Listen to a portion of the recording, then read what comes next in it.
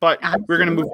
we're gonna move on to the main. What was the main event of that first night was Toru Yano, Hiroshi Tanahashi, and the Rainmaker Okada taking on the team TMDK, made up of, as I like to call them, big teats. And I love hearing Kevin and Chris say that. Shane Haste, who guest member on the Smosh YouTube channel, and Jonah. Yeah. Shane Hayes is the fiance of one of the girls on Smosh, and so he does frequently appear on that channel. And I love watching him when I see him on there because my wrestling and my comedy world take over. I love it. But this, honestly, this match, but the whole every night it was some combination of Okada and Tanahashi facing off against some combination of TMDK. With different partners. I know Okada had a couple times had Great Bash Heel as this tag team partner for his matches going against these guys. And I really loved the showcase that it gave to TMDK, especially Shane Haste and Bad Dude Tito. And it really gave them, those two, a highlight, working main events on most of the nights. These guys, and Shane Hayes only making his return to New Japan since I think they said like 2013 or 14, maybe 2015 last time he was there before he signed to go to NXT.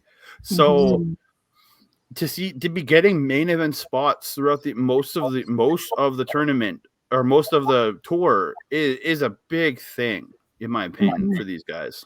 Yeah, I have to agree. During the G1, we were noticing that Big Teats there was getting a lot of attention, and you could tell by how excited the crowd was when he would come out before they could actually cheer for him, how much of an impression he had already made on them. To have him and Shane Hayes both be very much highlighted, and to show just how much of not only just wrestlers they are, but entertainers they are. I just find myself overly entertained with just how they banter back and forth with their opponents, sometimes knowing that their opponents have zero idea what they're saying, but just for the benefit of us, they do control the energy of the matches. And when I first started seeing Jonah, I had mentioned to you I was very underwhelmed. I didn't think that he was very interesting. His team really does bring out a different almost side of him, a different persona that is actually really super interesting, and I can't wait to see more of this team in New Japan. As you said about Jonah, I was a fan of him in NXT, not like the biggest fan in the world of him, but I was a fan.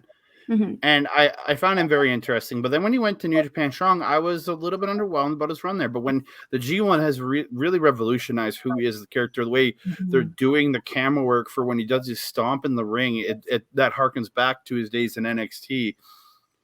It really shows that they're really getting behind this guy. And like the way him and Okada, like their teams traded wins throughout all the nights of the tour. But they really showcase the power and wondering how does Okada overcome. I have to agree, and it was very much so a dominant kind of Jonah thing. Whenever they were picking up a win, it was usually a dominant win by Jonah in some way, shape, or form. I think it was the last night Okada actually did manage to almost pick up Jonah, like he was going to actually do a slam on him. He actually got it. We are going to talk about the match, but he did get a scoop slam in that match. Oh, he did get it? Because I remember seeing him get up and just fall right back down to take that was the first try, but he did get it. We'll talk about that when we get to that. We will get to that. We were going to go over the whole of the final night, but just the build between these two and showing that Okada is really struggling with the only man that beat him in the G1, I think has been a great feud. I have to agree. I look forward to seeing how it turns out.